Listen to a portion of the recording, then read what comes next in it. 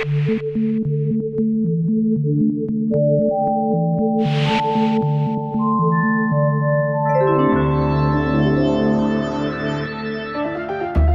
Goldbetter envisage la vie comme une succession de bifurcations. Son parcours, ponctué de rencontres décisives, est l'illustration même de ce concept.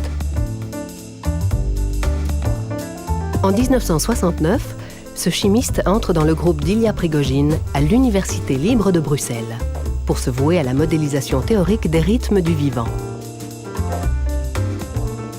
À l'Institut Weizmann, il étend son champ d'études à d'autres rythmes. Et à Berkeley, il s'intéresse à l'analyse des phénomènes de seuil. Il y publie d'ailleurs en 1981 l'un des travaux emblématiques de la biologie des systèmes. Depuis, Albert Goldbetter se consacre principalement à la modélisation des mécanismes d'auto-organisation temporelle des systèmes biologiques au sein de l'unité de chronobiologie théorique à l'Université libre de Bruxelles. Une approche résolument interdisciplinaire dans laquelle la chimie, la physique, les mathématiques et les sciences du vivant se côtoient et s'imbriquent en toute harmonie. Voilà 40 ans qu'Albert Goldbetter a le rythme dans la peau. Oscillation, pulsation, rythme circadien, cycle veille-sommeil, cycle cellulaire, chronopharmacologie. Sans oublier le rythme des mots. Car il arrive à ce scientifique, pour qui la chimie est la poésie de la matière, d'écrire des poèmes. En plus de ses nombreuses publications, il a condensé ses recherches dans un livre qualifié par les plus grands d'une merveilleuse illustration de l'art de la modélisation et s'apprête à publier un livre en français sur l'origine des rythmes du vivant. Pour Albert Goldbetter, la science est une aventure humaine, uniquement concevable entouré de son équipe. Même s'il aime la solitude de son bureau pour structurer ses idées, la plupart de ses publications sont le résultat d'une collaboration étroite. Le professeur Albert Goldbetter est considéré comme un précurseur, l'un des scientifiques le plus actif, original et créatif dans la modélisation mathématique des voies de signalisation et de régulation des systèmes biologiques. C'est à ce titre qu'il est récompensé par le prix scientifique Dr Delay d'Amery Bourlard en sciences exactes fondamentales.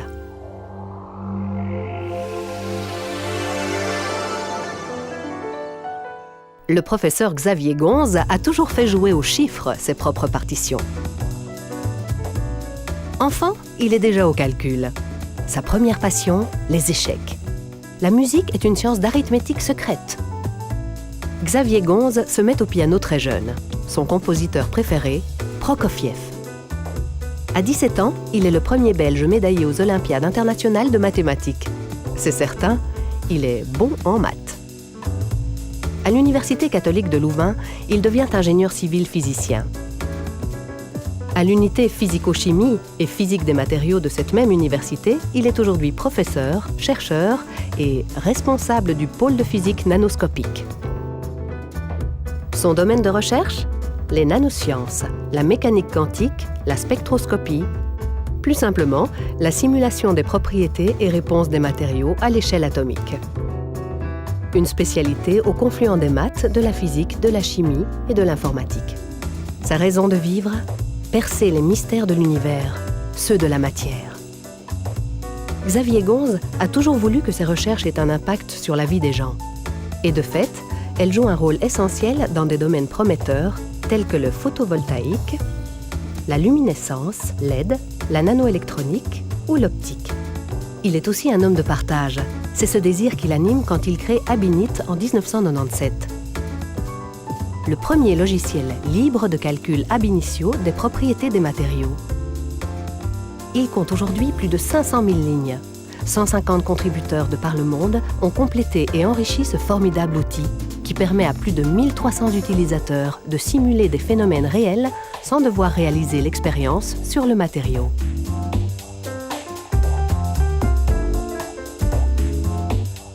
En 2008, le professeur fonde avec d'éminents confrères l'ETSF, European Theoretical Spectroscopy Facility. Son but, mettre à disposition de tous les avancées récentes en spectroscopie théorique des matériaux. Le professeur Xavier Gonze le répète depuis toujours, il veut faire de la bonne science. Une science utile, ouverte et partagée. Un excellent calcul qui se trouve aujourd'hui récompensé du prix scientifique Dr Delay d'Amery Bourlard en sciences exactes appliquées.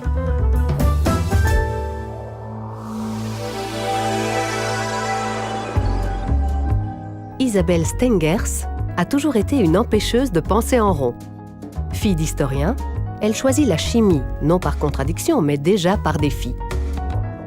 La lecture des Somnambules d'Arthur Koestler lui fera comprendre que la pratique disciplinée d'une science ne lui convient pas.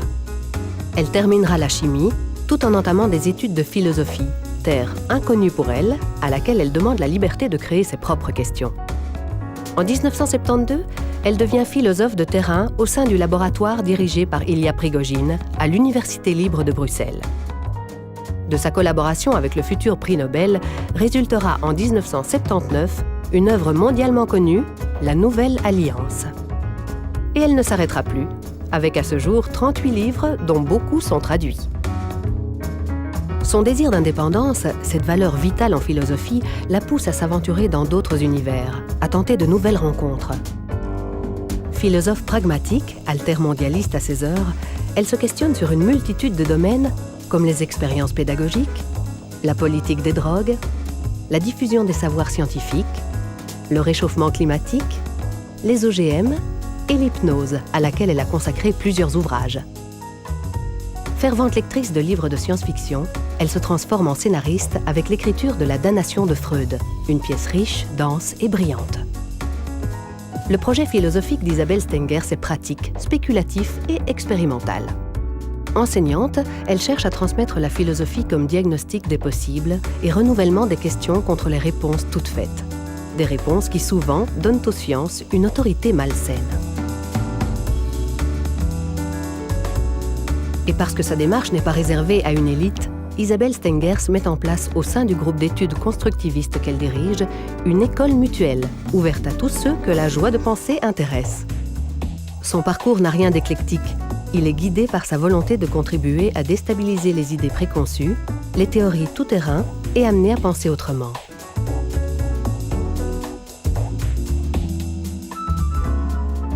Isabelle Stengers est la lauréate du prix scientifique Ernest John Solvay en sciences humaines et sociales. Cette philosophe atypique a influencé considérablement les domaines les plus divers des pratiques du savoir. Ses recherches ont permis une contribution capitale à l'interaction constructive d'une recherche académique connectée à des problèmes sociaux urgents.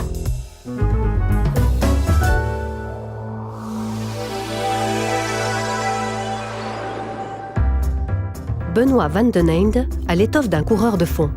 Sa persévérance et sa patience l'ont d'ailleurs probablement porté vers la culture du bonsaï, l'une de ses passions. Mais ses vertus lui sont encore plus utiles quand il s'agit du minutieux travail de recherche qu'il accomplit depuis toujours à l'Université catholique de Louvain. Docteur en médecine, il s'oriente rapidement vers la recherche. Il veut comprendre le mécanisme des maladies, aller au fond des choses. En 1985, le professeur Thierry Beaune l'accueille au sein de son équipe au Ludwig Institute for Cancer Research, basé à l'UCL. Il ne la quittera plus.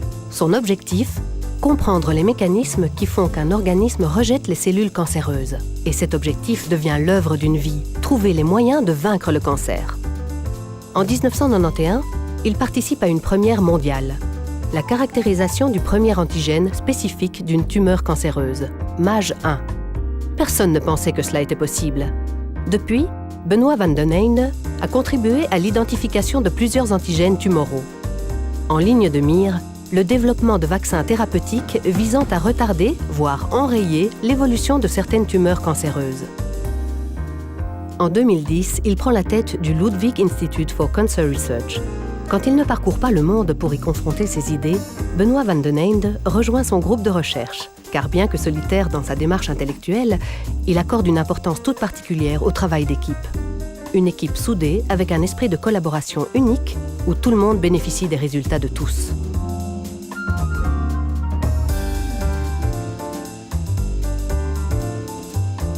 Le prix scientifique Joseph Mézin en sciences médicales fondamentales récompense aujourd'hui le professeur Benoît Van den Einde pour un travail de patience, de rigueur et d'inventivité ayant mené à des découvertes fécondes dans l'immunologie des tumeurs. Découvertes qui nous rapprochent toujours un peu plus du vaccin contre le cancer.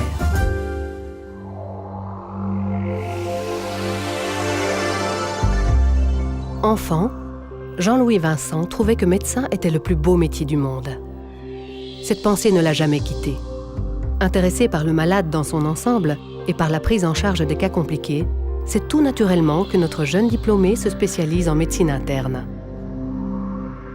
Mais la lenteur des mises au point et de la réponse au traitement l'amène à s'intéresser aux soins intensifs. C'est à New York et Los Angeles qu'il poursuivra sa formation d'intensiviste. En 1979, de retour en Belgique, le professeur Jean-Louis Vincent termine sa thèse entamée aux États-Unis tout en rejoignant le service des soins intensifs de l'hôpital Erasme. Service qu'il dirige d'une main de maître depuis maintenant 15 ans. Il y développe la recherche clinique en y intégrant une composante expérimentale peu commune.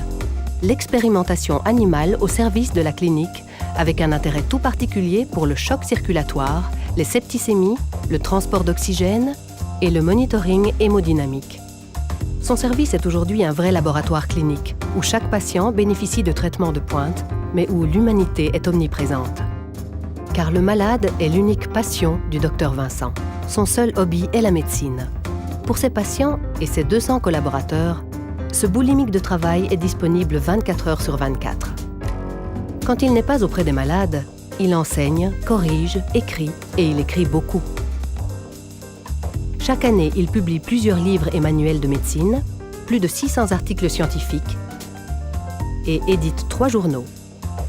Il voyage aussi dans le monde entier. Il compte à son actif de nombreux symposiums internationaux, soit des milliers d'heures d'avion qu'il consacre encore une fois uniquement à son travail.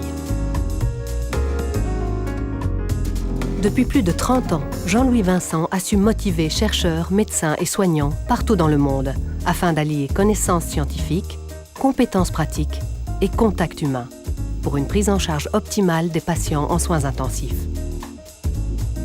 Par ses idées novatrices, son sens profond de l'éthique, son énergie sans pareille, sa générosité ainsi que sa capacité à transmettre son enthousiasme, le professeur Jean-Louis Vincent est devenu un modèle en médecine intensive et en recherche clinique et se voit récompensé du prix scientifique Joseph Mézin en sciences biomédicales cliniques.